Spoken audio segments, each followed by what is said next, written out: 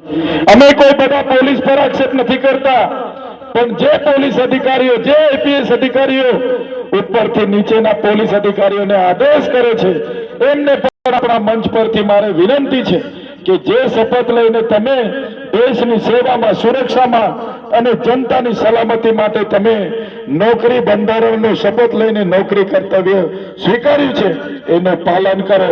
તમારી જ્યારે પણ જરૂર હશે, આપણા પોલીસ અધિકારીઓની લડત હશે, ત્યારે પણ આમ આદમી પાર્ટી આવનારા દિવસોમાં તમારી સાથે હશે. કેટલાક ભાજપના નેતાઓ અમારા કાર્યકરોને પણ ડરાવવાનું કામ કરે છે, ધમકાવવાનું કામ કરે છે. કહેવામાં આવે છે કે ભાઈ તમે આમ આદમી પાર્ટીના ઉમેદવારો સાથે નહીં ફરતા, આમ આદમી પાર્ટીના સ્ટેટસ નહીં મૂકતા, ગ્રુપમાં મેસેજ નહીં કરતા, અમારી સરકાર છે, તમને આવાસ નહીં આપીશું, તમારું મીટર તોડાવી લઈશું, તમારું પાણીનું કનેક્શન કપાવી લઈશું, તમારા ઘરે પોલીસની રેડ કરાવીશું. ત્યારે ભાજપના નેતાઓને પણ અમે કહેવા માંગીએ છીએ, તમને જેટલું વેઠાય એટલું જ અમારા લોકોને હેરાન કરજો. આવનારા દિવસોમાં અમે વ્યાજ સહિત તમારો હિસાબ કરવાના છે.